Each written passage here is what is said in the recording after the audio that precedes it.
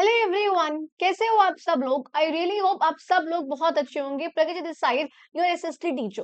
देखो बच्चों, आज के इस वीडियो में हम लोग करने वाले हैं आप लोगों की क्लास 7th की जो बिल्कुल न्यू बुक लॉन्च हुई है, अभी पार्ट 2 इसका लॉन्च हुआ है कुछ वीक्स पहले। इसका हम लोग कर रहे थे आपका chapter number 1, the story of Indian farming. इसका हम लोगों ने पार्ट नंबर 1 में हमने कंप्लीट किया था। हमारे पास कौन कौन से प्रकार की क्रॉप्स होती हैं, कहाँ पर वुमेन काम करती हैं, कहाँ पर मेन काम करते हैं, कितने अलग-अलग प्रकार का हमारे यहाँ पे इरिगेशन जो बेसिकली जो कल्चर है, एग्रीकल्चर वो होता है। और बेसिकली पास्ट से क्या-क्या होता आया है, शुरुआत से हमने इतिहास से क्या-क्या चीजें हम लोगों ने देखी हैं, अलग-अलग फार्मिंग के मेथड्स हम लोगों ने इसके में देखे थे। तो हमने आप लोगों के पार्ट नंबर 1 में क्लाइमेट्स के बारे में, कुछ उसमें चेंजेस के बारे में, मानसून कैसे आता है और किस तरीके से ये जो मानसून है वो हमारे क्रॉपिंग पैटर्न को अफेक्ट करता है, सॉइल के बारे में हम लोगों ने काफी कुछ आप लोगों का पेज नंबर 13 तक हम लोगों ने पढ़ लिया था। एंड आज की इस वीडियो में हम लोग पढ़ने वाले हैं आपका पेज नंबर 14 से नर्चरिंग द सॉइल वाला पार्ट। एंड यहाँ से हम लोग आज पढ़ेंगे और आप लोगों का फटाफट से हम लोग चैप्टर ही कंप्लीट कर देंगे आज। एंड कल हम लोग करेंगे इस चैप्टर के जो आपके एक्सरसाइज के क्वेश्चन आंसर्स हैं, चाहे वो बिग क्वेश्चंस वाला पार्ट हो, मिड क्वेश्चंस हो और चाहे लास्ट वाले क्वेश्चंस हो, हम वो सब कुछ कल वाली वीडियो में करेंगे। ठीक है जी। तो चलिए, अब बिना किसी देरी के हम अपनी इस वीडियो की शुरुआत करते हैं। एंड उससे पहले अगर आप लोगों ने जो प्रीवियस वाला पार्ट है पार्ट 1, अगर आप लोगों ने वो ना देखा हो तो पहले जाके उसको चेक करना, उसके बाद ही आप लोग पार्ट नंबर 2 पे आना।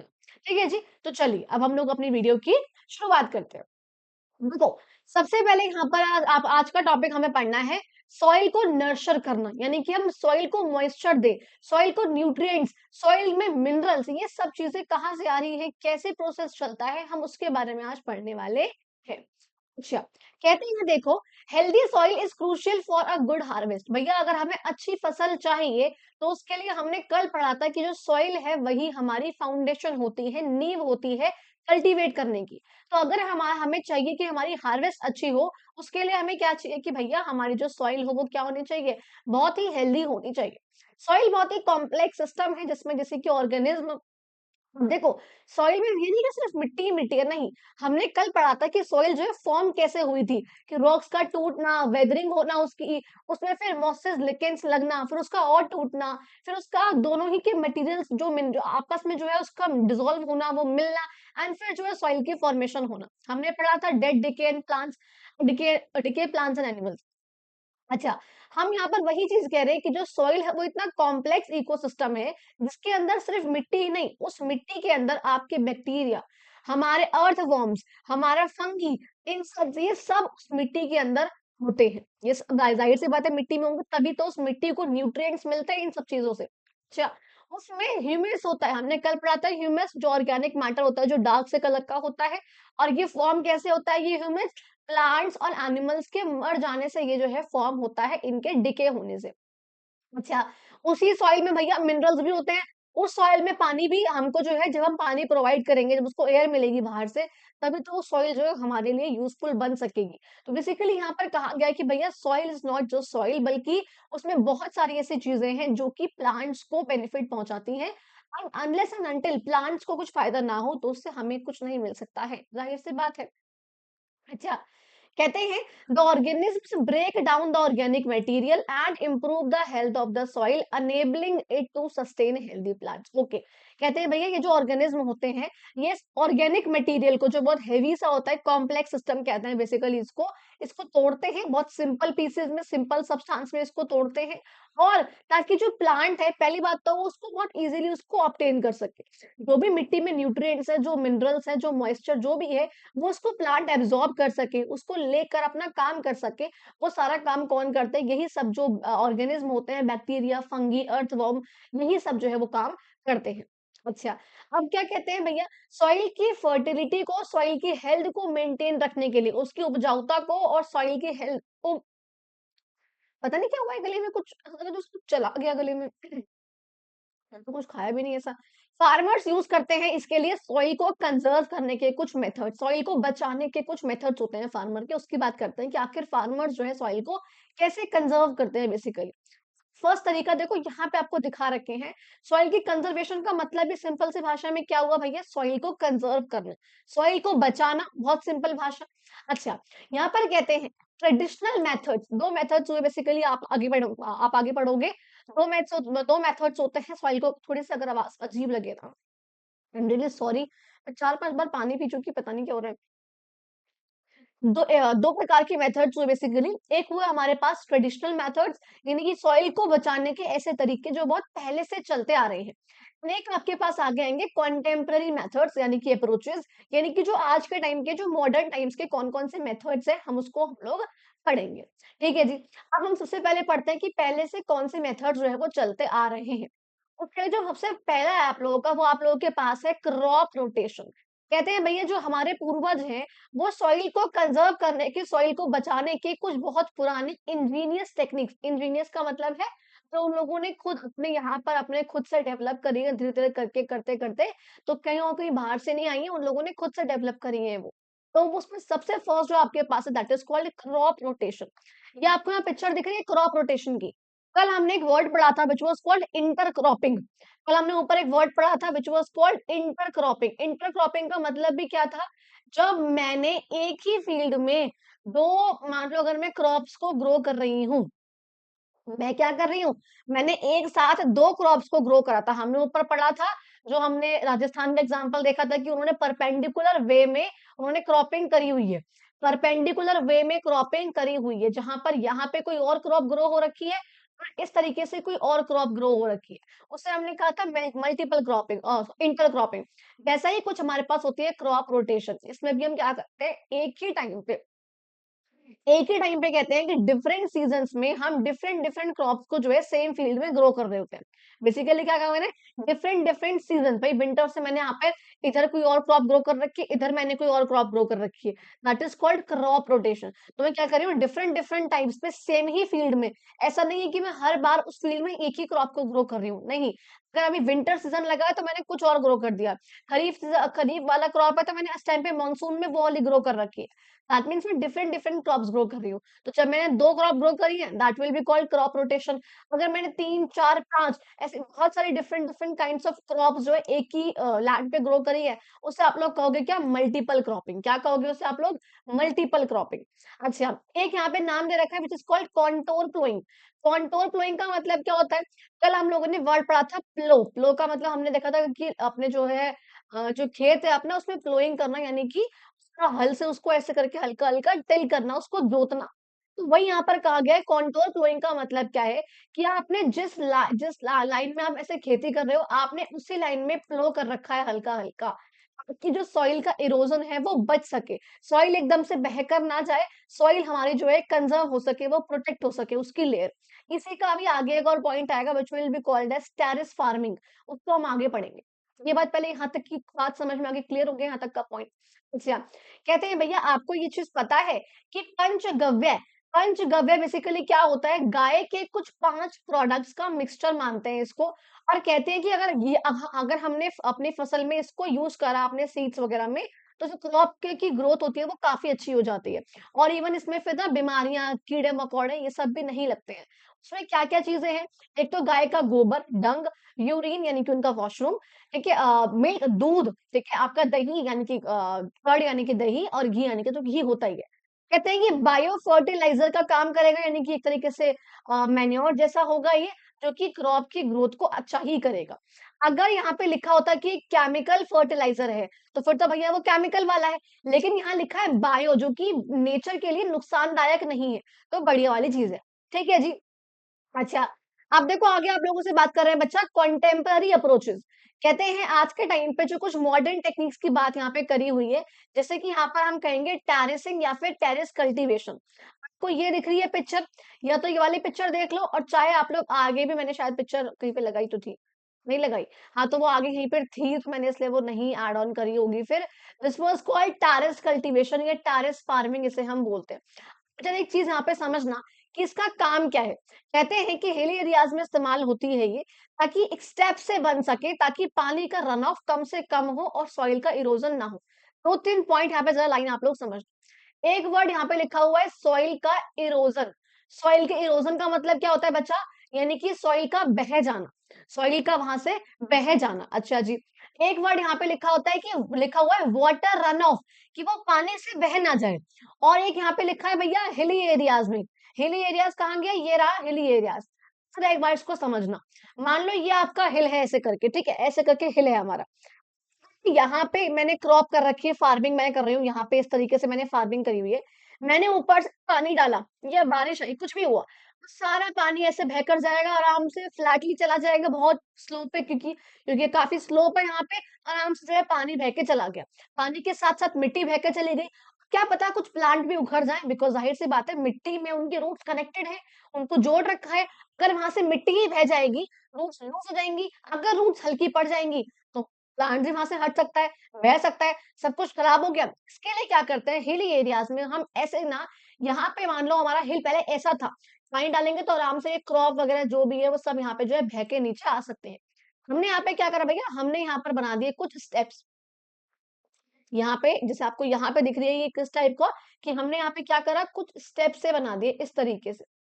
हमने यहाँ पर ये स्टेप बना दिए। अब ज़रा आप सोचो, ये मान लो हिल की एक साइड है जहाँ पे मैं खेती कर रही हूँ एंड यहाँ पे मैं खेती नहीं कर रही हूँ, इस तरीके से है।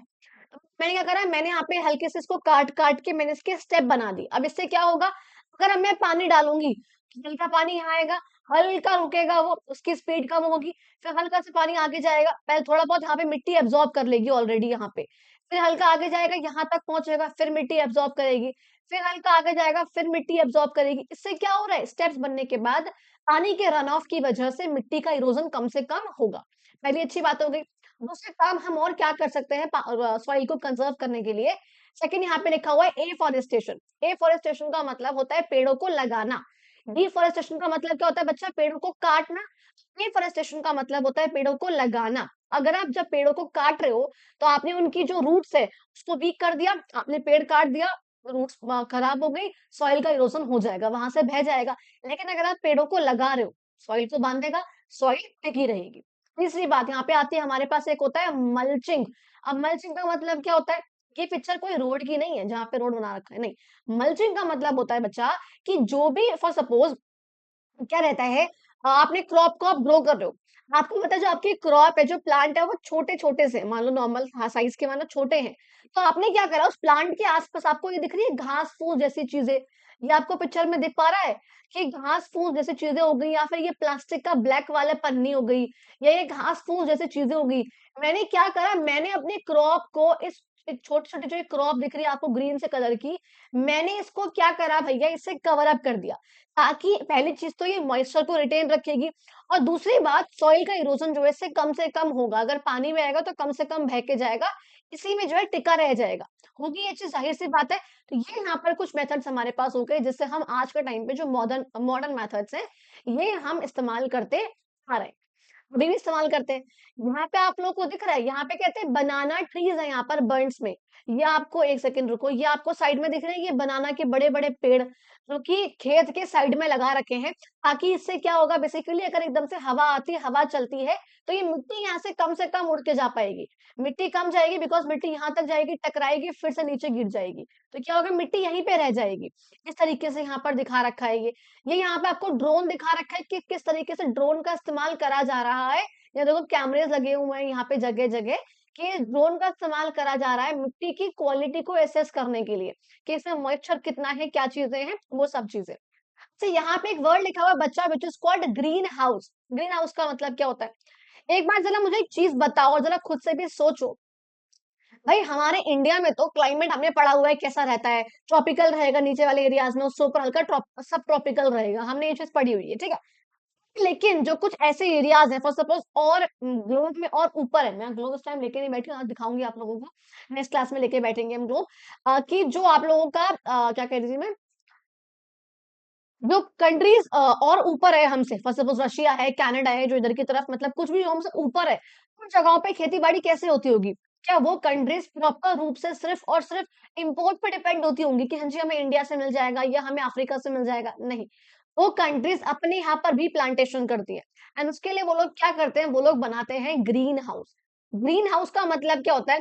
ग्लास का बना हुआ, बेसिकली ग्लास का, यूजुअली ग्लास का होता है, प्लास्टिक का बहुत कम होता है।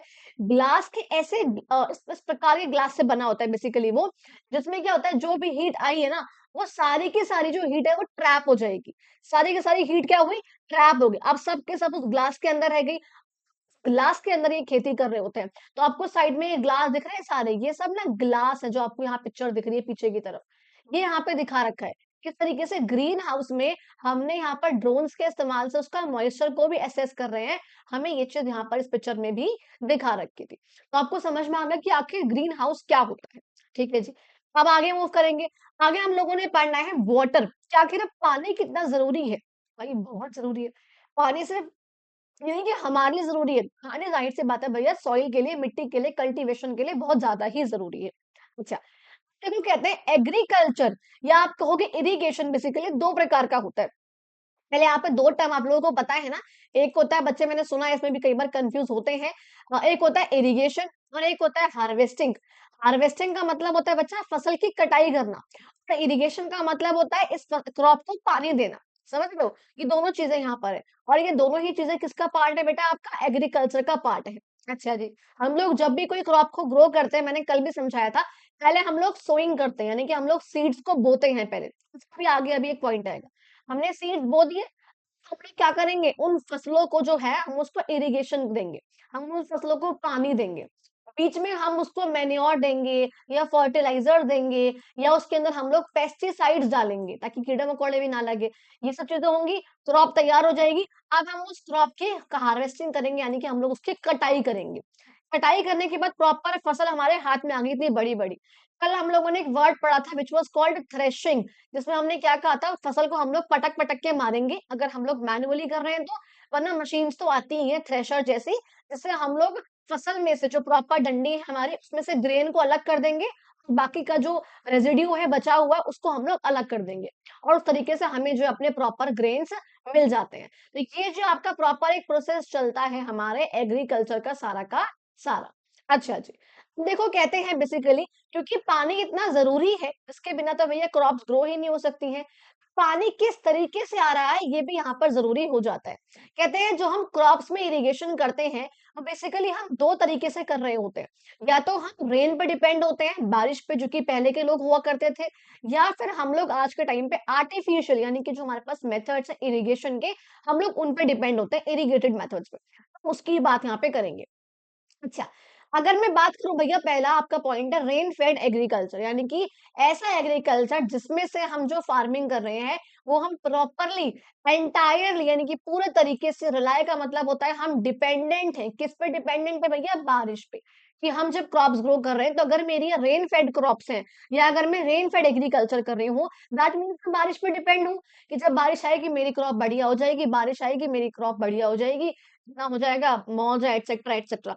क्या होता है भैया ऐसे में यूजुअली हम ये कब करेंगे जब हमको पता है मॉनसून सीजन चल रहा है इस टाइम पे बारिश आनी ही आनी है तो मैंने उस टाइम पे वही वाली क्रॉप्स को ग्रो करा हुआ है जो मॉनसून सीजन में ग्रो होती है लेकिन जाहिर सी बात है प्रॉपर रूप से रेनफॉल पे डिपेंड है तो थोड़ी बहुत हमें इसके चैलेंजेस भी फेस करने पड़ेंगे कुछ ना कुछ तो गड़बड़ या नुकसान वाली चीजें इसके अंदर हो सकती हैं मान लो कई बार बारिश आई ही नहीं ड्रॉट हो गया सूखा पड़ गया तो क्या होगा या मान लो कई बार बारिश बहुत ज़्यादा ही तेज़ आ गई, तो प्रॉब्लम हो सकती है। खासकर ड्रॉट वाले केसेस में जहाँ पे सूखा पड़ रहा है बिकॉज़ जो मॉनसून है वो थोड़ा-सा अनप्रेडिक्टेबल हो जाता है। कई बार क्या होता है भैया इन सब चैलेंजेस को डील करना पड़ता है, हमें इनसे प्रॉपर तरीके से हमें ऐसे क्रॉप्स देखनी पड़ती हैं जो कि ड्रॉट रेसिस्टेंस हो। ड्रॉट रेसिस्टेंट का मतलब होता है कि अगर सूखा पड़ भी गया तो ये उस सूखे को भी सहन कर सके ऐसी वाली क्रॉप्स उसे हम बोलते हैं ड्रॉट रेसिस्टेंट क्रॉप वो होनी चाहिए ये बात पहली हुई अच्छा अब अगर बात करूं मैं यहाँ पर आप लोगों का इरिगेटेड एग्रीकल्चर इसका मतलब क्या होता है कि ऐसे फार्मिंग की प्रैक्टिस मतलब जहाँ पे हम ऐसे क्रॉप्स को ग्रो कर रहे हैं जिसमें हम लोग प्रॉपरली इरिगेशन के मेथड्स पे डिपेंड है कि हम खुद से आर्टिफिशियल रूप से मैं यहाँ पे पानी प्रोवाइड करूंगी चाहे मैं ट्यूबवेल का इस्तेमाल करूँ चाहे मैं रिवर्स का इस्तेमाल करूँ चाहे मैं कुल का इस्तेमाल करूँ चाहे मैं फद का इस्तेमाल करूँ चाहे मैं ड्रिप इरिगेशन स्प्रिंकलर इरिगेशन मैं किसी भी सिस्टम का इस्तेमाल करूँ लेकिन मैं आर्टिफिशियल रूप से उसको पानी प्रोवाइड कर रही हूँ। और जाहिर सी बात है इससे क्या होगा बारिश पे मेरा जो डिपेंडेंस है जो रिलायंस है वो कम से कम वाह! बहुत सिंपल बात है। अच्छा, यहाँ पे कह रहे हैं भैया इतिहास से इरिगेशन बहुत चलता आ रहा है हमारे यहाँ पे, बहुत लॉन्ग टाइम ये नहीं कि आज से ही चल रहा है, ये बहुत पहले से ये चीज़ चलती आ रही है। कहते हैं आईवीसी के टाइम से ही कुछ ऐसे वाटर के स्ट्रक्चर्स बनते हैं जो कि इंडिया में ही बने हुए हैं। थ्रू द कंट्री, पूरी ही कंट्री में हम ये कहते हैं भैया हमारे यहाँ पे कुछ वाटर के स्ट्रक्चर्स बने हुए हैं, चाहे वो पुल हो, चाहे कुंड का बन जाना हो, नहर बन गया हो बहुत बड़ा, पोखर जो उसका और बड़ा वाला पार्ट होता है उसे बोलते हैं पोखर, खादिन हो, जोहड़ हो, बेसिकली ये सब क्या है, कोलम, सुरन, तदगम, एरी, ये सब यहाँ पे पानी को कलेक्ट करने के, पानी को स्टोर करने के, या फिर उनको डाइवर्ट करके, अगर पानी हमारा यहाँ पे है तो उसको डाइवर्ट करके फील्ड तक भेजने के कुछ यहाँ पर तरीके लिखे हुए हैं। सिर्फ यहाँ पे वही सब स्ट्रक्चर्स यहाँ पे आपको दिखा रखे हैं, बता रखे हैं। अच्छा, कहते हैं कुछ पहले के टाइम से चलते आ रहे हैं। देखो अभी हम पढ़ेंगे कि आज के टाइम पे हम लोग कौन-कौन से इरिगेशन के मेथड्स का इस्तेमाल करते हैं। बट आज के पढ़ने से पहले ये तो पढ़ लो कि पहले के लोग क्या करते थे। बिकॉज़ पहले के लोगों के पास कोई मशीन तो हुआ नहीं करती थी। तो वो लोग कैसे खुद से पानी प्रोवाइड करते थे, मॉनसून पे कम से कम डिपेंड होकर। उसके यहाँ पे आपके ऊपर 2 सिस्टम दिखा रखे हैं। एक यहाँ पे दिखा रखा है फ्लड का सिस्टम, एक यहाँ पे दिखा रखा है बैम्बू ड्रिप इरिगेशन का सिस्टम। अब ये दोनों ही क्या होते हैं? बेसिकली यहाँ पर कहते हैं कि जो फार्मर्स होते हैं वो छोटे-छोटे पॉन्ड्स बनाते हैं जो कि पानी को कलेक्ट करते हैं, मॉइस्चर प्रोवाइड करते हैं सॉइल को। भैया सिंपल सी बात है। इसमें देखो फर्स्ट आपको दिखा रखा है फद का सिस्टम। फद का आपको यहाँ पे ये पिक्चर दिख रही है। इसका मतलब क्या होता है? उन लोगों ने क्या करा, एक स्मॉल सा पॉन्ड काइंड ऑफ बना दिया। पूरी कम्युनिटी का है ये, जिसके भी आस-पास यहाँ पर फील्ड है, उन सबने मिलकर यहाँ पे एक पॉन्ड बना दिया, या मैं कहूँ वेल कुछ भी यहाँ पर बना दिया एक सिस्टम सा, जहाँ पे पानी जो है कलेक्ट हो रखा है। उसको जो है क्या करा, हल्का स्लोप बना के उसके आगे ग्रेविटी के रूप से उसको डाइवर्ट कर देंगे अपने-अपने इरिगेशन, अपने-अपने फील्ड्स में। पाइप के थ्रू करें, चाहे ऐसे नॉर्मली करें नेचुरली, उससे हमने यहाँ पे सिंपल सी भाषा में बोला हुआ है क्या, आपका फद का सिस्टम। तो यहाँ पे छोटी-छोटी स्ट्रीम बना दी। और सपोज एग्जांपल के लिए मान लो मैंने यहाँ यहाँ समझना, यहाँ समझो कि मैंने क्या करा, यहाँ पे मैंने एक पॉन्ड काइंड ऑफ बना दिया, कैनाल मैंने कुछ भी ना बनाया, स्लोप सा क्रिएट कर दिया।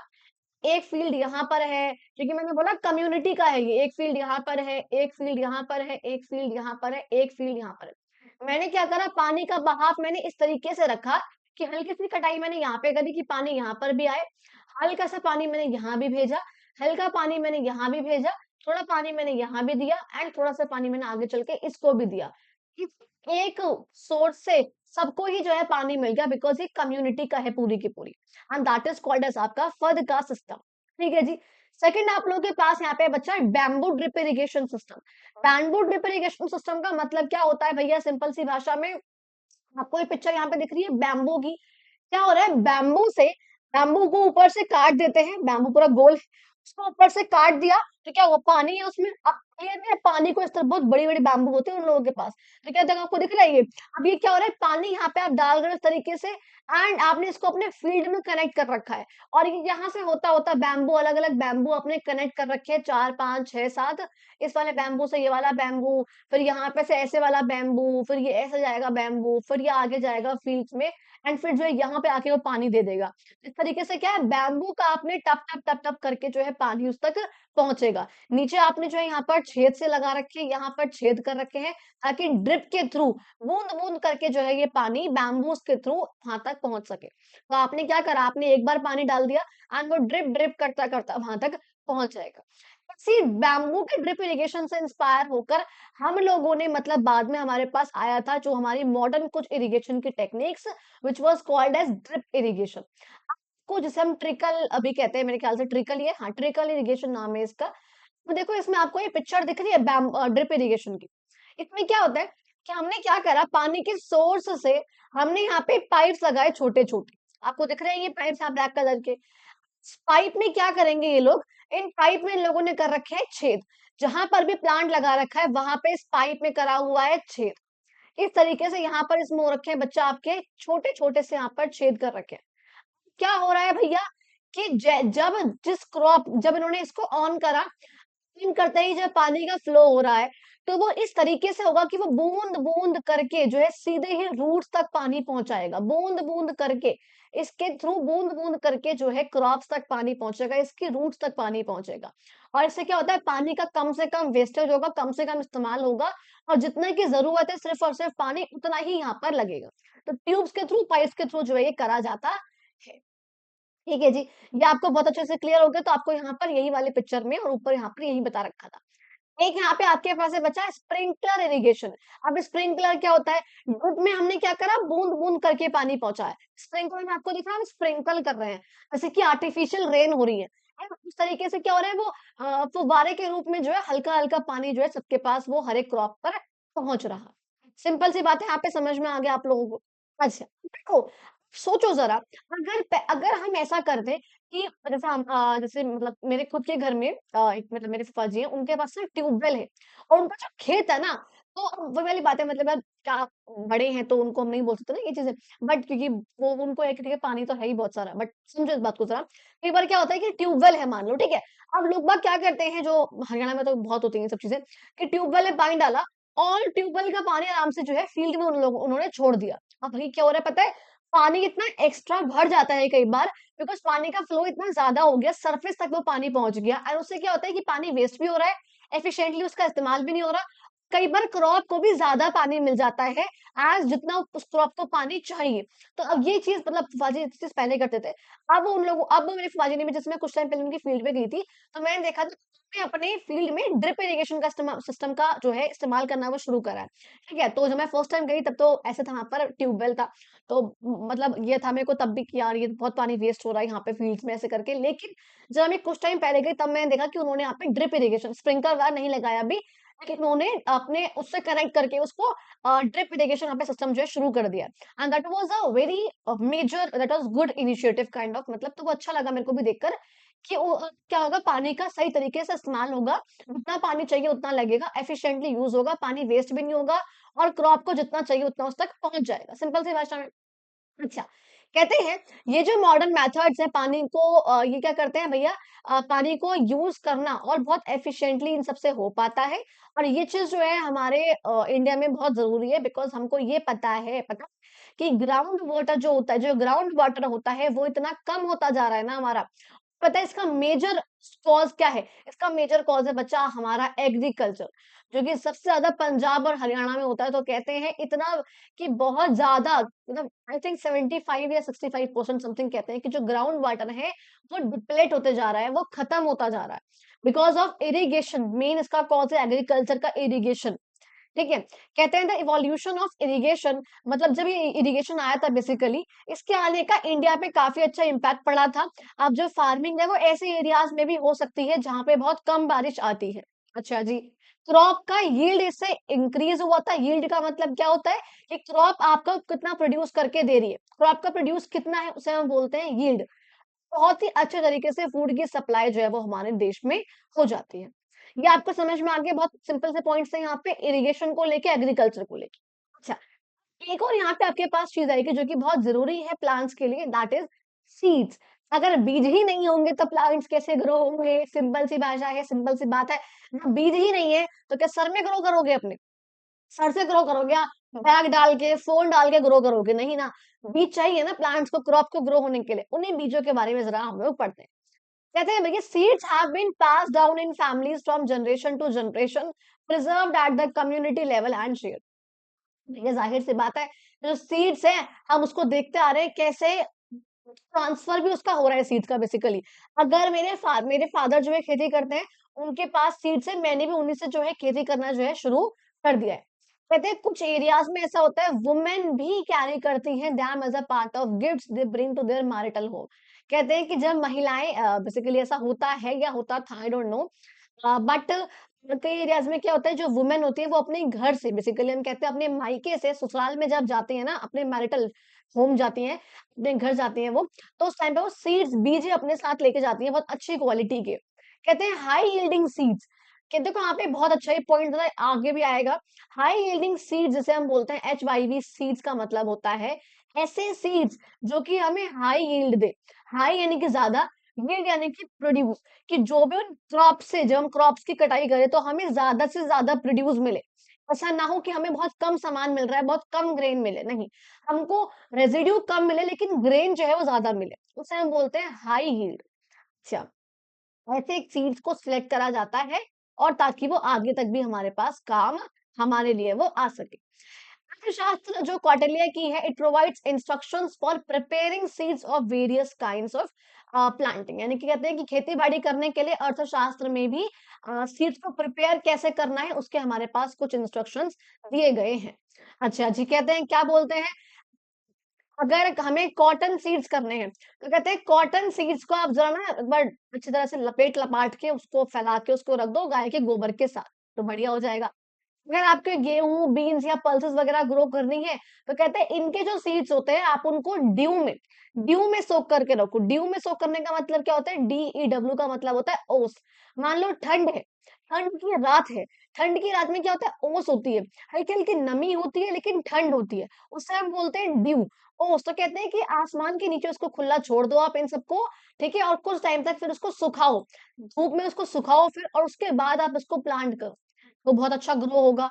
कहते हैं कि अगर शुगर केन है, अगर गन्ना आपको ग्रो करना है तो कहते हैं इसको आप क्या करो, smeared at the cut with a mixture, आप इसमें क्या लगाओ, कहते हैं आप इसको भिगो दो, पहले कट करो इसको हल्का, काट दो इसको और फिर इसको भिगो ऐसे मतलब बिछा के रख दो, इसको स्प्रेड कर दो, घी मिला दो इसके अंदर, है ना, और आपका शहद मिला दो, फिर उसको गाय के गोबर से कवर कर दो। बेसिकली मतलब ये कुछ तरीके हैं कि आप किस तरीके से सीड्स को प्रिपेयर कर सकते हो ताकि वो जो प्रोड्यूस दे वो हमें हाई दे, अच्छा दे।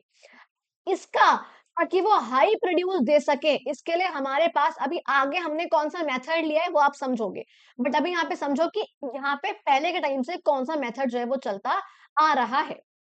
अच्छा, कहते हैं यहाँ पे the Indian council for agricultural research which is called ICAR, Indian council for agricultural research has developed methods for the use of paste called Bijamrit. कहते हैं यहाँ पर कि इन्होंने क्या करा था, कुछ ऐसे मेथड्स प्रिपेयर करे थे कि किस तरीके से आप इस पेस्ट का इस्तेमाल कर सकते हो, और ये पेस्ट का मतलब क्या है, नाम क्या है, इसका नाम है बीजामृत। बीजों का अमृत है बेसिकली ये, इस तरीके से। और बीजों के लिए अमृत क्या चीज है, गाय का गोबर, है ना, हमने पढ़ा था ऊपर अभी, है ना, यूरिन है उनका, और कुछ और मटेरियल्स यहाँ पर जो हो सकते हैं। कहते हैं जब आपको सीड्स को आप प्लांट करने जा रहे हो ना, उससे पहले इन सीड्स में ना ये सब लपेट दो, सीड्स में गोबर लगा दो, सीड्स में यहाँ पे यूरिन लगा दो उनका, ऐसे भिगो दो उसको, कुछ भी करो, और फिर उसके बाद उसको प्लांट करो, तो बहुत ही अच्छा उसको माना जाता है। सुनने में अजीब लग रहा होगा आई अंडरस्टूड, ठीक है, सुनने में अजीब लग रहा होगा, क्या बोल रहे हो मतलब कि भिगो दो, है ना, गोबर में लगा दो, क्या है मैम, ऐसे कैसे कोई कैसे करता होगा। होती थी बच्चा, ये चीजें होती थी ताकि जो हम करा पे उसको अच्छे से अच्छा ग्रो कर सके। और आप सोचो जब ये इतने पुराने हमारी एपिक्स में लिखा हुआ है, कुछ बुक्स लिखा हुआ है उन सब चीजों में, तो ठीक है, कुछ ना कुछ तो जाहिर सी बात है इसका मतलब होगा, और मैं अपने इतिहास में बहुत विश्वास रखती हूँ, चाहे वो कौटिल्य रहे हो, चाहे चाणक्य रहे हो, चाहे हमारी दो बहुत फेमस एपिक्स रही हो। जाहिर सी बात है, देखो हर एक रिलीजन को अपने अपने कल्चर में, अपने रिलीजियस बुक्स में, स्पिरिचुअल बुक्स में उसमें विश्वास होना ही चाहिए। अपने पास्ट में, अपने इतिहास में, अपनी हिस्ट्रीज में सबको होना चाहिए यार, जाहिर सी बात है। देखो अब यहाँ पे एक चीज कह रहे हैं भैया, the Indian seed drill, India की सीड ड्रिल एक बहुत ही अच्छी इन्वेंशन है जो कि पहले के समय पे फार्मर्स ने ही करी थी। ये सीड ड्रिल्स क्या करती है भैया, सॉइल को प्रिपरेशन को, सीड को प्लांट करना, ये सब चीजें कराती है, लेबर का जो इससे काम है वो कम हो जाता है। आपको ये दिख रहा है ट्रैक्टर सा, this is called seed drill. अब इसका काम क्या होता है, सोचो, अगर आप एक एक करके सीड्स को लगा रहे हो प्लांट में, टाइम लगेगा, पहले आपको उसके लिए हल्की टिलिंग करनी पड़ेगी, आपको टिल करोगे पहले आप प्लोइंग करके उसको, फिर आप एक एक सीड लगाओगे, उसको ढकोगे, आप ये सब चीज करोगे, लॉन्ग टाइम है, काफी टाइम कंज्यूमिंग है। इसके लिए यहाँ पे इन्वेंशन हुआ इस सीड ड्रिल का। आप देख रहे हो नॉर्मल फील्ड यहाँ पे प्लेन है, बट इसने क्या करा, खुद ही जो इसके ये जो कांटे से है नीचे, इन कांटों ने पहले हल्का सा यहाँ पर, आपको तो पता है वर्क ही ऐसे करता है, पहले इसके कांटे जो है आगे से इसको काटते हुए चलते हैं, हल्का इसको टिल करते हुए चलेंगे, एंड पीछे यहाँ पे आपको जो स्ट्रक्चर दिख रहा है ये वाला, यहाँ से जो है सीड्स निकलते रहते हैं, और ये सीड्स को प्रॉपर डेप्थ में यहाँ पर प्लांट करता हुआ चलता है। तो पहले हल्का काटेगा और हल्का फिर आगे जो है प्लांट करता हुआ चलेगा सीड्स को। तो उसको पता होता है कितनी डेप्थ पे, कितनी गहराई में सीड्स को जो है प्लांट करना है ताकि अच्छे से अच्छा हो, और सेम डेप्थ पे वो होता है, सेम डिस्टेंस पे होता है वो सीड्स जो होते हैं, प्लांट होते हैं, तो काफी अच्छा रहता है ये। अब दिस इज सिंपली कॉल्ड बच्चा आपका सीड ड्रिल। ये बात समझ में आ गई जी, ठीक है। कहते हैं to increasing number of farmers purchase seeds from various companies. देखो आज के टाइम पे क्या होता है कि बहुत सारे जो फार्मर्स हैं वो कंपनी से सीड्स खरीदते हैं, ये सब कलाकारी वो लोग बाग नहीं करते हैं आज, और वो ऐसे सीड्स होते हैं बेसिकली जो साइंटिफिक प्रोसेस से बने होते हैं और वो अच्छे यील्ड देते हैं, जाहिर सी बात है। और फार्मर्स को इसी की आदत लग जाती है और बार-बार जो फार्मर्स होते हैं वो उन्हीं कंपनीज के ही सीड्स को परचेज करते रहते हैं। बट इनसे क्या होता है कि प्रोडक्शन तो अच्छा होता है। आगे पढ़ोगे आप अभी कि इससे क्या होता है, पहली चीज़ तो फार्मर जो है वो डिपेंडेंट हो जाते हैं उन कंपनी से। और क्योंकि अगर जो सीड्स है आपके, अगर वो हमारे बच्चा हाई यील्ड वैरायटी सीड्स है, अभी आगे पढ़ाऊँगी यहाँ पर। अगर वो एचवाईवी सीड्स है जैसे कि, तो उससे जो हमारी फसल है वो भी खराब हो जाती है। आगे उसको ज़रा अभी हम समझने वाले हैं। उससे पहले देखो यहाँ पे आपको एक बड़ा एक इंटरेस्टिंग सा पॉइंट यहाँ पर दिखा रखा है, which is called agricultural practices, traditional wisdom and modern innovations. इसके हेडिंग से पता चल रहा है क्या कहना चाहते हैं वो। आप इस प्रकार से एग्रीकल्चर करो कि जो पुराना मतलब विजडम का मतलब जो बुद्धिमान जो बुद्धिमता थी, कि जो पुराने समय से चलते आ रहा है दिमाग है, बुद्धिमत्ता है, उसका इस्तेमाल करो। आज की मॉडर्न इनोवेशंस को फिर आप यूज़ करो। तो एक सस्टेनेबल रूप से एक बहुत अच्छी जो है आप क्रॉप को प्रोड्यूस कर पाओगे, बहुत अच्छे रूप से एग्रीकल्चर हो पाएगा। ना तो आप ऐसा करो कि आप ट्रेडिशनल वेज़ को बिल्कुल छोड़ दो और ना ही आप एकदम से बिल्कुल मॉडर्न हो जाओ। दोनों को इस तरह से बैलेंस करके चलो कि जो आपका एग्रीकल्चर हो वो सस्टेनेबल हो। आज के लिए आज ढंग से आज भी अच्छे से हो जाए, आगे आने वाली जनरेशन के लिए भी वो लैंड अच्छा खासा फर्टाइल बचा रहे। तो आप ऐसे इनपुट्स का इस्तेमाल मत करो जिससे वो लैंड बिल्कुल ही खराब हो जाए आज से 4 साल, 10 साल, 20 साल बाद। समझ में आ गया? अच्छा जी, यहाँ पे वही मैंने समझा रखा है। कहते हैं कुछ फार्मर्स यही चीज़ करते हैं कि वो कॉम्बिनेशन यूज़ करते हैं इन दोनों ही मेथड्स का। अच्छा, यहाँ पे देखो आपको बता रखा है बच्चा, ट्रेडिशनल यानी कि कुछ पुराने फार्मिंग के सिस्टम्स की हमने बात करी हुई है, उसी को यहाँ पे हल्का सा और बोल रखा है। क्या बोलते हैं? कहते हैं कि जो पुराने समय से चलता आ रहा है एग्रीकल्चर है, ये कंसिडर करता है प्लांट को और सॉइल को एक कंप्लीट सिस्टम। भाई जो मिट्टी है, सॉइल है, वो एक कंप्लीट चीज़ है, मिलकर एज़ अ होल है। अच्छा, कहते हैं जो सॉइल है is considered to be the primary source of nutrients, कि भैया ये जो सॉइल है ये न्यूट्रिएंट्स का प्राइमरी सोर्स है। जो सॉइल है ये न्यूट्रिएंट्स इसको जो है सॉइल से ही मिल पाते हैं। जाहिर सी बात है प्लांट्स को जो न्यूट्रिएंट मिल रहे हैं वो सॉइल से एब्जॉर्ब करेंगी ना उसके रूट्स, तभी तो वो पूरे प्लांट्स में ट्रांसपोर्ट होता है। आपने वो चीज साइंस में पढ़ी होगी। अच्छा, कहते हैं जो बैक्टीरिया है, जो फंगी है, ये सब चीजें लगी हुई हैं, अर्थवर्म वगैरह, जो भी उस मिट्टी में होते हैं, उस न्यूट्रिएंट्स को इस रूप में कन्वर्ट करते हैं कि उसको प्लांट्स आराम से ले सके। मैंने आपको ऊपर बताया था कि यही जो ऑर्गेनिज्म होते हैं, ये मिट्टी में उस जो भी आपके न्यूट्रिएंट्स हैं, उनको कन्वर्ट करते हैं कि जिस तरीके से जो प्लांट है उसको वो आराम से एब्जॉर्ब कर सके, उसको आराम से टेक कर सके, तभी जो है प्लांट्स की जो ग्रोथ है वो हो पाती है। अच्छा, कहते हैं जो पुराने समय से चलती आ रही फार्मिंग है, इट इन्वॉल्व स्मॉल स्केल, यानी कि बहुत छोटे लेवल पे होती है वो कई बार। और हमारे पास कुछ ऐसे मेथड्स भी होते हैं लेकिन जो कि रिसोर्स रिलायंट होते हैं, that are closely tied to the environment. मतलब बेसिकली कहते हैं कि जो पुराने समय में लोग एग्रीकल्चर करते थे, फार्मिंग करते थे, वो काफी ज्यादा कई हद तक हम कह सकते हैं कि नेचर पे, एनवायरनमेंट पे डिपेंड होती थी। अच्छा, देखो लेकिन क्या है, लेकिन वो डिपेंड होने के साथ-साथ एनवायरनमेंट से क्योंकि काफ़ी जुड़ी हुई थी, तो एनवायरनमेंट को कम से कम नुकसान वो लोग पहुँचाते थे। जब जो पहले के लोग फार्मिंग करा करते थे। उसका एग्ज़ाम्पल मैं आपको ऊपर भी समझा दिया था, मैं इसी पिक्चर को ढूँढ रही थी। That was called terrace farming, जिसे हमने ऊपर भी समझा था कि हमने यहाँ पे क्या करा। अब सोचो अगर ये प्लेन हिल होता, तो आराम से मिट्टी बह जाती, क्रॉप भी आराम से बह जाती। और हमने क्या करा, हमने यहाँ पे इसको हल्का-हल्का काट दिया।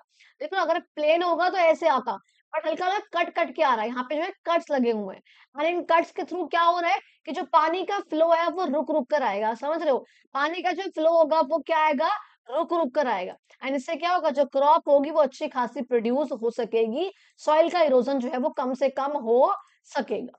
यही वाली बात मैंने यहाँ पे आप लोगों को समझाई थी, ठीक है। कहते हैं भैया आईसीएआर, ऊपर अभी इसके बारे में हमने पढ़ा था। आईसीएआर ने डॉक्यूमेंट करे almost 5000 traditional practices. Indian council of agriculture research, बार बार नहीं भूल जाते हो, ठीक है। आईसीएआर के बारे में जो हमने पढ़ा था, कहते हैं कि उन्होंने डॉक्यूमेंट करी है 5000 ट्रेडिशनल यानी कि जो बहुत पहले से चलती आ रही प्रैक्टिसेस हैं, और उनमें से बहुत सारी को उन्होंने टेस्ट भी कराया खुद से ही।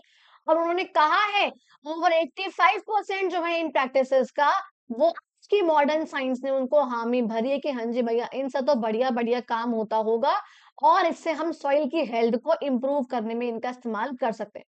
क्या कहना चाहते हैं?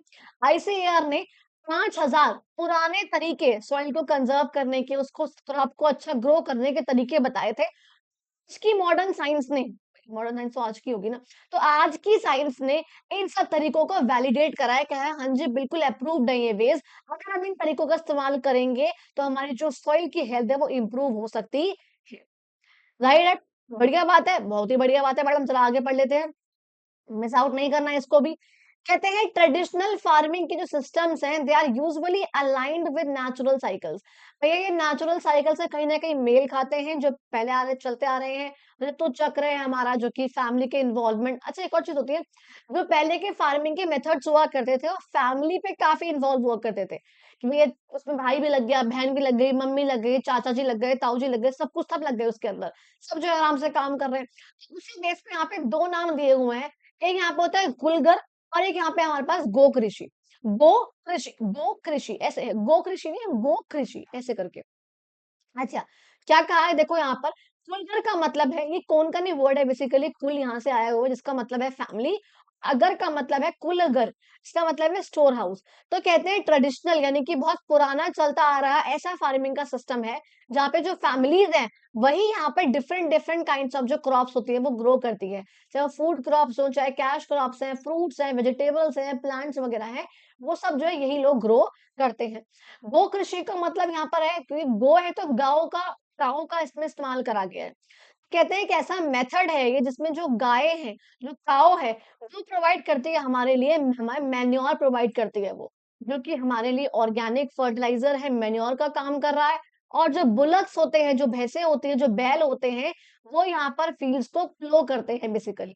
तो टिल करने में देखा था हमने कल, बुलक कार्ट्स में आगे लगी हुई थी हमारी बैल। तो यहाँ पर कहते हैं गाय का किस तरीके से यहाँ पर इस्तेमाल करा जा रहा है, काऊ का और बफेलो का, उसे हमने यहाँ पर बोला हुआ है आपका गो कृषि। अच्छा जी, अब देखो बच्चा हम नेक्स्ट पॉइंट पे आएंगे, विच इज कॉल्ड एज आप लोगों का कॉन्टेम्पररी एग्रीकल्चर। यानी कि आज के टाइम पर क्या चलता आ रहा है हमारे एग्रीकल्चर का, आज क्या चल रहा है, मॉडर्न मेथड्स क्या है इरिगेशन का। आपका इरिगेशन का हम लोग पढ़ चुके हैं, सीड्स का क्या तरीका जो आज के टाइम पे आ रखा है। अच्छा जी, कहते हैं कॉन्टेम्पररी का यहाँ पर सिंपल सा मतलब ही वही है कि मॉडर्न यानी कि आज के टाइम के फार्मिंग के मेथड्स जिसमें टेक्नोलॉजी का इस्तेमाल हो रहा है, मशीनरी का इस्तेमाल हो रहा है, नई फार्मिंग टेक्निक्स का इसके अंदर इस्तेमाल हो रहा है, वो यहाँ पर कहा गया। कहते हैं एक सिग्निफिकेंट, एक बहुत बढ़िया यहाँ पे टर्निंग पॉइंट आया है। वो जो जो कि आपका था हमारे पास ग्रीन रिवॉल्यूशन। को ये दिख रहे हैं, इनका नाम है एम एस स्वामीनाथन। क्या नाम है इनका? इनका नाम है एम एस स्वामीनाथन। कहते हैं 1965-66 के अराउंड ये लेकर आए थे हरित क्रांति, जिसे हम बोलते हैं ग्रीन रिवॉल्यूशन। इन्होंने ये क्यों लाए थे बेसिकली, बिकॉज हमारे देश की जो पॉपुलेशन थी ना वो बढ़ती जा रही थी, और जो हमारे पास जो खाना था वो कम था। अब इस बढ़ती हुई पॉपुलेशन को फीड कराने के लिए हमें चाहिए खाना ज्यादा। इसके लिए वो लेकर आएंगे ग्रीन रिवॉल्यूशन। इसमें क्या होगा कि खाने की प्रोडक्शन को बढ़ाएंगे वो क्या करेंगे उसके लिए, हमें प्रोवाइड करे जाएंगे HYV सीड्स। फार्मर्स को प्रोवाइड करे जाएंगे उसके लिए HYV सीड, जिससे जिसका मोटिव होगा बेसिकली व्हीट यानी कि गेहूं, और राइस यानी कि चावल, इन दोनों के प्रोडक्शन को बढ़ाने का। सिंपल सी भाषा समझ में आ गई। HYV सीड्स का मतलब मैंने समझाया था अभी आप लोगों को, हाई यील्डिंग वैरायटी सीड्स, यानी कि डिफरेंट डिफरेंट वैरायटी के सीड्स जो कि हमें ज्यादा यील्ड दे, ज्यादा क्रॉप को प्रोड्यूस करके दे। और किसकी क्रॉप? व्हीट की और चावल की। इससे क्या होगा, जो बढ़ती हुई पॉपुलेशन है हम उसको खाना खिला पाएंगे। भैया ये तो बहुत ही अच्छी बात है मैडम जी। नहीं, इतनी भी अच्छी बात नहीं है। हर एक टेक्नोलॉजी जो आती है ना, ऑलमोस्ट ऑलमोस्ट किसी ना किसी नुकसान के साथ आती है। क्या था भैया, इसमें ये HYV सीड्स है ना, इसमें कुछ दो तीन प्रॉब्लम्स थी। पहली चीज, इन सीड से क्या होता है, जो सॉइल की फर्टिलिटी है वो हमारी कम हो जाती है लैंड की। अगर हम बार बार इन सीड्स का इस्तेमाल करेंगे, सॉइल की फर्टिलिटी जो है वो कम हो जाएगी। क्यों हो जाएगी? क्योंकि इन सीड्स को चाहिए होते हैं केमिकल्स। इन सीड्स को क्या बोल रहे हो, फील्ड्स सीड्स, सीड्स को, इन सीड्स को चाहिए होते हैं केमिकल्स, केमिकल फर्टिलाइजर्स। इनका काम मैन्योर से नहीं होता है, इनको चाहिए होते हैं केमिकल्स ग्रो होने के लिए। और अगर हम अपने खेत में बार बार केमिकल्स डालेंगे तो खराब तो होगा। दूसरी बात और क्या खराबी थी इसके अंदर, कि इरिगेशन बहुत ज्यादा चाहिए, इनको पानी जो है वो बहुत ज्यादा चाहिए अपनी क्रॉप्स में उनको ग्रो कराने के लिए। और ये इनके क्या हुआ, कुछ यहाँ पर तरीके वो हुए कि हाँ जी, क्या-क्या जो है इसके अंदर था। मैंने आपको यहाँ पे उसकी लिमिट्स भी बता दी कि हाँ जी, क्या-क्या प्रॉब्लम थी इसके अंदर। सॉइल जो है वो इम्पावरिश हो जाएगी, उसकी जो फर्टिलिटी है वो कम होती रहेगी, क्योंकि उसको इरिगेशन ज़्यादा चाहिए, तो ज़ाहिर-सी बात है ग्राउंड वाटर जो है वो कम होता रहेगा। और क्योंकि हम उसमें बार-बार केमिकल्स डाल रहे हैं, पेस्टिसाइड्स डाल रहे हैं, तो सॉइल में यहाँ पर कंटामिनेशन हो जाएगा, हल्की-सी गंदगी या केमिकल्स वगैरह जो है वो इसके अंदर आ जाएँगे। और इन सब से क्या होगा, हमारी हेल्थ, प्लांट की हेल्थ और एनिमल्स जो उसे खाएँगे एनिमल्स की हेल्थ, सबकी हेल्थ जो है वो खराब हो जाएगी। समझ में आ गया? इवन ऐसे देखा गया था, कहते हैं यहाँ पर कि यहाँ पे कैंसर के केसेस तक यहाँ पे गाँव वाले एरियाज़ में जो है देखने को यहाँ पर मिले थे, इसकी वजह से। फिर हुआ, that was about green revolution, समझ में आ गया जी? देखो आगे हम बात करेंगे यहाँ पे सस्टेनेबल पाथवेज़, जो मैंने अभी आप लोगों को बताया था ऊपर, कि क्या हो रहा है, अगर हम लोग जो विज़डम है ट्रेडिशनल तरीकों का और आज की जो इन्वेंशन्स है, अगर हम इसे कंबाइन कर दें, तो एक बहुत ही अच्छे तरीके जो है बहुत सस्टेनेबल रूप से जो है एग्रीकल्चर वो हमारा हो सकता है। लेकिन भैया हम ये कंबाइन नहीं करते हैं, हमारे फार्मर्स बहुत रेयर होते हैं लोग जो इसे कंबाइन कर पाते हैं। आगे उसके बारे में भी हम लोग पढ़ेंगे। बट इस अप्रोच को इंस्पायर करा था बेसिकली आईकेएस ने, इंडियन नॉलेज सिस्टम्स ने, जो कि जिनका फोकस रहता है कि हम एनवायरनमेंट फ्रेंडली प्रैक्टिसेस करें, जो कि बहुत लॉन्ग टर्म तक फार्मिंग हम कर सकें, शॉर्ट टर्म ये ना बन के रह जाए या शॉर्ट टर्म प्रॉफिट ना हो इसके अंदर, इस तरीके से कहते हैं। एक एग्जांपल इसका यहाँ पर दिखा रखा है, रिसर्जेंस ऑफ ऑर्गेनिक फार्मिंग। बच्चा, रिसर्जेंस का मतलब होता है जब उस चीज की नीड हमें दोबारा से पड़ गई है, जब भी रीवर्ड लगे यानी कि दोबारा से हो रहा है। एंड सर्जेंस का मतलब है वो चीज पहले हुआ करती थी, दोबारा से हमें उसको करना पड़ रहा है, उसकी नीड हुई है। इसकी ऑर्गेनिक फार्मिंग की, यानी कि कम से कम केमिकल्स का इस्तेमाल करने की, मैन्योर्स का इस्तेमाल ज्यादा करने की, एनवायरमेंट फ्रेंडली मेथड्स का इस्तेमाल ज्यादा से ज्यादा करने की, उसे हमने यहाँ पर बोला है ऑर्गेनिक फार्मिंग, जिसमें हम इसका इस्तेमाल कम करते हैं केमिकल्स का, नेचुरल फर्टिलाइजर्स का इस्तेमाल करते हैं, चाहे वो कंपोस्ट हो जो गाय के गोबर से बनता है, चाहे सीड केक हो। सीड केक का मतलब क्या होता है, जब भी हमने ऊपर एक वर्ड पढ़ा था लास्ट क्लास में, which was called oil seed. Oil seeds का मतलब क्या होता है, ऐसे सीड्स जिसको जो हम प्रेशर डालें उसको मशीन से तो ऑयल निकल के आए। तो जब अब वो ऑयल निकल के आए, तो जो अब सीड का रेसिड्यू बचा हुआ है, जो बचा हुआ सीड है, उसे हम बोलते हैं सीड केक। तो कहते हैं उन सब सीड केक से बनता है हमारे पास क्या, जो एक्चुअल आपका नेचुरल फर्टिलाइजर्स है, जो मैन्योर वगैरह बनता है एनिमल के वेस्ट से, उन सब का इस्तेमाल करने की बारी आती है किसके अंदर, ऑर्गेनिक फार्मिंग में। तो बेसिकली केमिकल फार्मिंग में तो भैया लॉन्ग टर्म तक ये नहीं चलेगी, शॉर्ट टर्म प्रॉफिट देगी, लैंड को इनफर्टाइल करेगी, सब कुछ खराब करेगी। लेकिन अगर मैं यहाँ पे बात कर रही हूँ आप लोगों का, जो आपके नेचुरल फर्टिलाइजर्स हैं, इसमें क्या हो रहा है भैया, मैन्योर आएगा इसके अंदर, सीड केक आएगा, कंपोस्ट आएगा इसके अंदर। और इन सबसे क्या होगा, चाहे हल्की सी जो आपकी प्रोडक्शन है वो थोड़ी सी कम होगी, लेकिन वो लॉन्ग टर्म तक हो सकेगी, वो प्रॉफिटेबल भी होगी। समझ में आ गया जी? अच्छा जी। और एनवायरनमेंट को सिंपल सी भाषा में कम से कम नुकसान वो करेगी। ये बात बहुत क्लियर है आप लोगों को?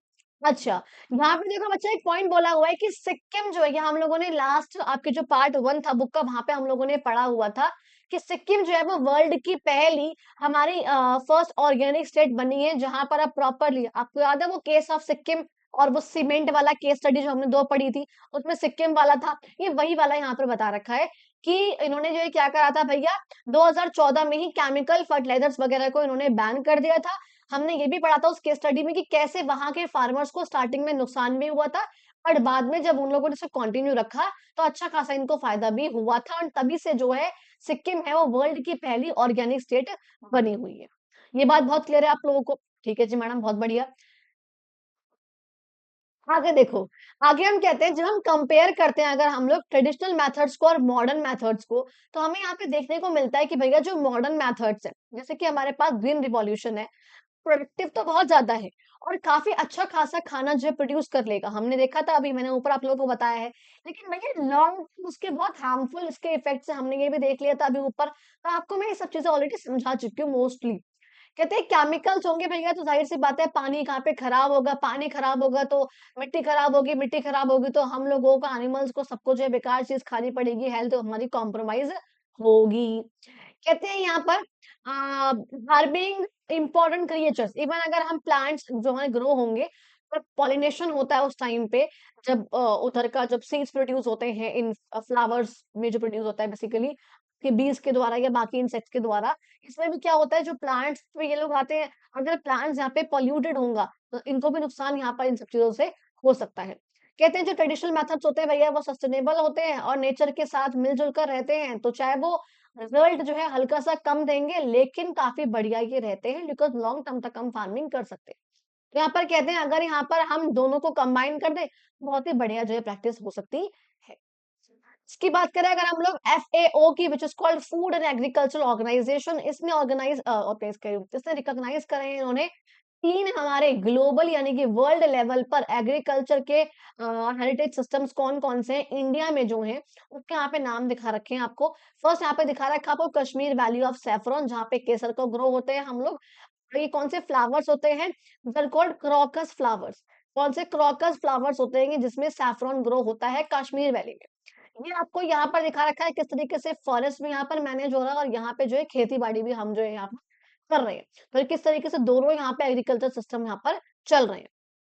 और यहाँ पर दिखा रखा है किस तरीके से चावल के उसमें यहाँ पर चावल भी ग्रो हो रखे हैं एंड यहाँ पर हमने जो है इधर की तरफ हमने जो फिशेज है बेसिकली उनको भी यहाँ पर पाल रखा है। ये यहाँ पर जो डक्स वगैरह है, जो स्वान्स वगैरह होती हैं, डक वगैरह हैं, उनको भी यहाँ पर करा हुआ है हमने, तो यहाँ पर हम उनको भी पाल रहे हैं एंड यहाँ पे हम लोग राइस की प्लांटेशन भी हम लोग यहाँ पर कर रहे हैं, राइस को भी ग्रो कर रहे हैं। ये आपको समझ में आए तो आपको ये यहाँ पर कुछ पिक्चर्स दिखा रखी थी। एक और यहाँ पे पॉइंट आता है व्हिच वाज कॉल्ड हाइड्रोपोनिक्स, या आपने कभी सुना नहीं होगा नाम। हाइड्रोपोनिक का बेसिकली मतलब क्या होता है कि मैंने माना कि सॉइल जो है बहुत जरूरी है, लेकिन कई ऐसे कुछ तरीके होते हैं यहाँ पर प्लांट्स को ग्रो करने के जहाँ पे हम लोग सॉइल का इस्तेमाल नहीं कर रहे होते। आपको यहाँ पर ये पिक्चर दिख रही है, ये सब बेसिकली कहाँ होगा? जाहिर सी बात है ग्रीन हाउस में होगा, जो हमने ऊपर पढ़ा था अभी। ग्रीन हाउस में जो ग्लास वाला स्पेस है, मतलब वहां पे अंदर ये जो है सब चीजें होती है। एंड इसमें हो क्या रहा है बेसिकली कि इसमें जो प्लांट है ना हमारा, आपको ये पिक्चर दिख रही है, इसमें हमने क्या करा हुआ है, इस प्लांट में जो वाटर सोल्यूबल मिनरल्स है ना, हमने उनका यहाँ पे इस्तेमाल करा हुआ है। हमने इसको घास फूस से या बाकी चीजों से हमने इसको कवर करा हुआ है नीचे से इसकी रूट्स को, और जिसमें हम ऐसे मिनरल्स डाल रहे हैं जो कि पानी के साथ सोल्यूबल भी है और जो कि प्रॉपर जो है हमारे उस प्लांट को चाहिए ग्रो होने के लिए।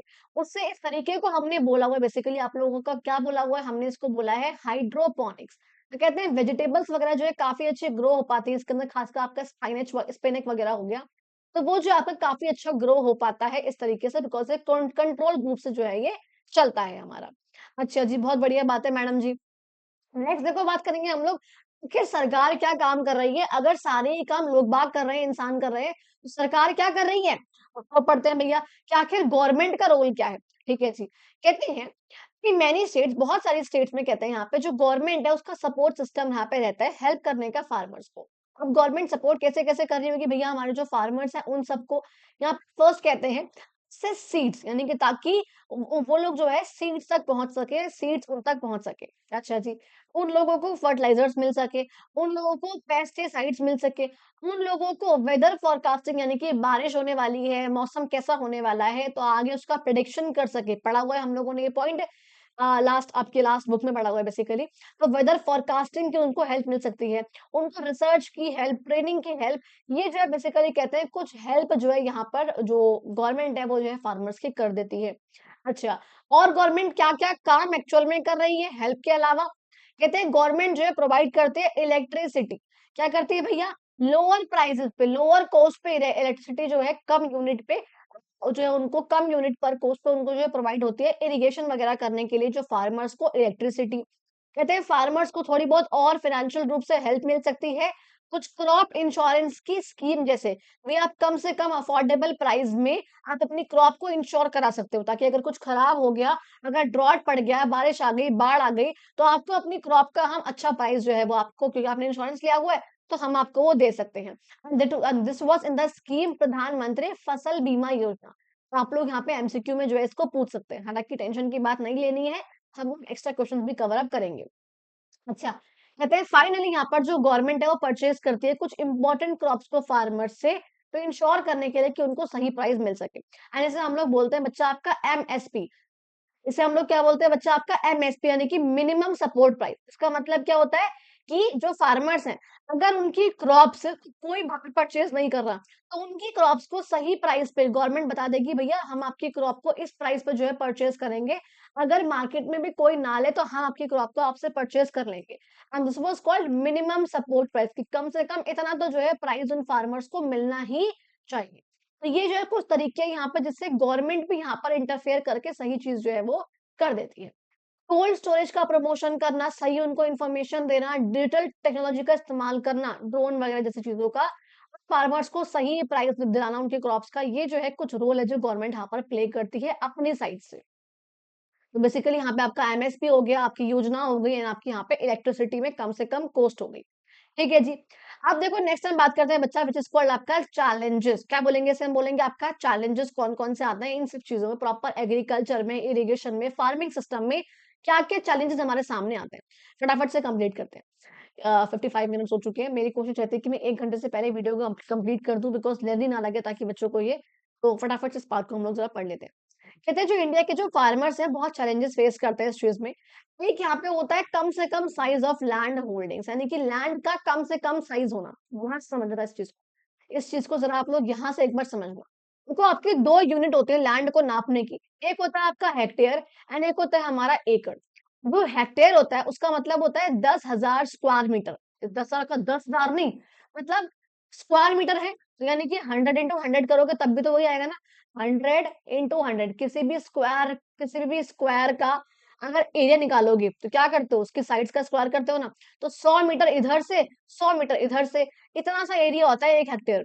उससे भी छोटा होता है हमारा 1/3 और कम होता है इसका उसे हम बोलते हैं एकड़। तो कहते हैं अगर इतना छोटा अगर लैंड होगा फुटबॉल कहते हैं फुटबॉल का जो एक फील्ड होता है ना उसका भी 3/4 कोत होता है ये बेसिकली। तो कहते हैं जो कि इस हेक्टेयर का 3/4 होता है मतलब बेसिकली यहाँ पे बोला जा रहा है। तो कहते हैं कि जब हम 1.5 फुटबॉल का फील्ड मिला देंगे तो आपका कहते हैं कि भैया 1 हेक्टेयर बन जाएगा। Okay 3/4 of a hectare is size of average football का फील्ड। हाँ ठीक है यानी कि जो एक फुटबॉल का जो फील्ड होता है वो 1 हेक्टेयर का 3/4 पार्ट होता है। इस तरीके से यहाँ पर ये बोला गया 3/4 ऑफ हेक्टेयर जो कि एक फील्ड का साइज है फुटबॉल के फील्ड का साइज। तो अगर हम यहाँ पे 2-3 यहाँ पे वो रखेंगे जो इतना बड़ा वो हो पाएगा। लेकिन कहते हैं कि भैया ये स्मॉल लैंड होल्डिंग ही मानते हैं इसको बहुत बड़ा ये नहीं होता है बेसिकली। अगर बड़ा लैंड होगा तभी जो है फार्मर्स मशीन वगैरह का इस्तेमाल कर सकते हैं। अगर छोटा-सा होगा ज़ाहिर-सी बात है अपनी फैमिली को सस्टेन करने के लिए थोड़ी बहुत जो क्रॉप है बस वो प्लांट हो सकती है, ज़्यादा जो है वो नहीं हो पाएगी। अच्छा, कहते हैं ट्रेडिशनल रूप से जो चलता आ रहा है भैया जो फैमिलीज़ होती हैं उनके डिफरेंट डिफरेंट सोर्स होते हैं इनकम के। क्या पता एक जो भैया पिताजी हैं वो फार्मिंग कर रहे हैं। एक जो उनका बेटा है वो जो है बेसिकली फिशेज़ को की वो कर रहे हैं, पिस्सीकल्चर कर रहे हैं या फिर एपीकल्चर प्रैक्टिस कर रहे हैं, कुछ भी यहाँ पर वो कर रहे हैं। एक जो है वो लाइवस्टॉक को संभाल रहे हैं, एनिमल हस्बेंड्री कर रहे हैं। अब डिफरेंट डिफरेंट जो है उनके सोर्सेज़ यहाँ पर होते हैं। ठीक है जी। और आज के टाइम पे कहते हैं proving to be inadequate to provide a decent life to farmers कहते हैं ऐसा मान रहे हैं कि आज के टाइम पे फार्मर्स को इतनी अच्छी लाइफ जो है नहीं देखने को मिल पा रही है। लेकिन वो कई हद तक सच नहीं है। So I will not support this statement. I am sorry. कहते हैं एक और जो बहुत बड़ा चैलेंज है जो फार्मर्स फेस कर रहे हैं हाँ दिस इज रियल कि भैया फार्मर्स फेस कर रहे हैं क्लाइमेट चेंज। ये क्लाइमेट जो है भैया वो बार-बार जो है वो चेंज हो रहा है। बहुत ज़्यादा जो टेम्परेचर है वो बढ़ने लगा है। ठंड जो है वो कम से कम होने लगी है और बारिश का तो भैया कुछ पता ही नहीं है। कई बार बहुत सूखा पड़ता है, कई बार बहुत तेज बारिश हो जाती है। तो भैया कुछ नहीं पता है इस वजह से फार्मर्स को जो है क्या होता है भैया लॉस हो जाता है। समझ में आ गया? अब यहाँ पे देखो आप लोगों को बता रखा है सिंपल सा कि भैया जो हमारी अलूवियल सॉइल होती है जो आपको पता है हिमालय से आती है नीचे की तरफ लास्ट क्लास में हम लोगों ने पढ़ लिया था। यहाँ से बहुत लोगों को पानी मिलता है, बहुत पानी का सोर्स है ये लेकिन ये भी जो है पहली बात आप लोगों को ये पता है कि जो गंगा का पानी है वो पॉल्यूट होता जा रहा है। यमुना के तो भैया बात ही ना करूँ मैं तो ही बेटर होगा। ग्लोबल वार्मिंग की वजह से जो हिमालय के जो ग्लेशियर्स हैं वो अनप्रेसिडेंटेड रेट यानी कि जिसका कोई हिसाब ही नहीं है। पता नहीं कौन से ही रेट पे जो ग्लेशियर्स है वो पिघलते जा रहे हैं इस ग्लोबल वार्मिंग की वजह से, इस क्लाइमेट चेंज की वजह से। और यही जो चैलेंजेस हैं वो फार्मर्स को भी कहीं न कहीं इम्पैक्ट कर रहे हैं। इससे उनको प्रॉब्लम आती है, वो डेट ट्रैप में फँसते जाते हैं। डेट ट्रैप का मतलब क्या होता है भैया, अभी जो है फार्मर्स ने यहाँ पे लोन लिया था, उनको प्रॉब्लम हो रही है। अब उन्होंने सोचा भैया ये जो लोन मेरे पास आ गया है, इस लोन से मैं खेती करूँगा और जब यहाँ पे मेरे पास क्रॉप प्रोड्यूस हो जाएगी, इसको सेल करके लोन चुका दूँगा।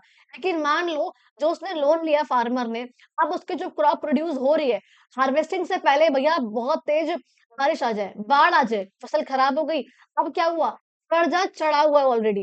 अब उसको आगे नेक्स्ट ईयर क्रॉप ग्रो करने के लिए दोबारा और कर्जा लेना पड़ेगा और जो पहले चढ़ा हुआ है वो अलग चढ़ा हुआ है। अब क्रॉप को प्रोड्यूस करने के लिए जो थोड़ा बहुत रेवेन्यू का खर्चा होगा वो अलग होगा यहाँ पे एक्सपेंसेस का। तो क्या होगा? वो कर्जे के इस ट्रैप में जो है वो फँसता जाएगा और इसे ही हम लोग बोलते हैं बच्चा क्या आपका डेट ट्रैप। एंड इस वजह से यहाँ पर कहते हैं कि ऐसा डेटा है बेसिकली ये करीब-करीब 2200 से 2300 जो फार्मर्स हैं हर दिन वो अपना एग्रीकल्चर जो है वो छोड़ते जा रहे हैं इन्हीं सब प्रॉब्लम्स की वजह से। ये आप लोगों को समझ में आ गया? अच्छा, एक बार ज़रा हम लोग नेक्स्ट बात करते हैं आपका बिफोर वी मूव ऑन वाला पार्ट, उससे पहले हम लोग चैप्टर खत्म करें अपना। कहते हैं भैया जो इंडिया का एग्रीकल्चर है 1 घंटा हो ही गया, ना चाहते हुए हो गया। कहते हैं जो इंडिया का एग्रीकल्चर है वो ट्रेडिशनल मेथड्स, मॉडर्न मेथड दोनों का ही यहाँ पर मिक्स मानते हैं इसको हम लोग जिसमें क्रॉप्स, लाइवस्टॉक, फॉरेस्ट्री, फिशिंग सब सब कुछ आके इसके अंदर आता है। एग्रीकल्चर जो है भैया वो कनेक्टेड है हमारे पास 3 प्रकार के क्रॉपिंग की सीजन्स हैं खरीफ, रबी और ज़ैद। मॉनसून क्रॉप्स, विंटर क्रॉप्स और समर क्रॉप्स, ठीक है जी। कहते हैं 6 प्रकार के सॉइल के टाइप्स हैं हमारे पास, हम ऑलरेडी वो देख चुके हैं हम लोग जो कि इसको इफेक्ट करते हैं हमारी एक सस्टेनेबल फार्मिंग कराने। सीड्स की बात हमने आज करी थी किस तरीके से ट्रेडिशनली जो सीड्स चलते आ रहे थे और किस तरीके से अब वो हाई यील्डिंग वैरायटी सीड्स हो चुके हैं जो कि कंपनी से लिए जाते हैं एंड जिसकी वजह से लैंड तो खराब होता ही होता है और फार्मर्स का जो डिपेंडेंस है वो इन कंपनीज पे बढ़ता जा रहा है। सस्टेनेबल फार्मिंग करनी होगी तो हमें मॉडर्न मेथड्स को ट्रेडिशनल विजडम से कंबाइन करना पड़ेगा, एनवायरनमेंट फ्रेंडली मेथड्स का इस्तेमाल करना पड़ेगा। फार्मर्स को चैलेंजेस फेस करने पड़ते हैं जैसे कि छोटा लैंड होना उनके पास, क्लाइमेट चेंज होना और मॉडर्न इक्विपमेंट्स जो मशीन्स हो गई, ट्रैक्टर है, थ्रेशर है, हार्वेस्टर है, कुछ भी हमारे पास है। इरिगेशन के अलग-अलग मेथड्स हैं, उसको अफोर्डेबल ना कर पाना।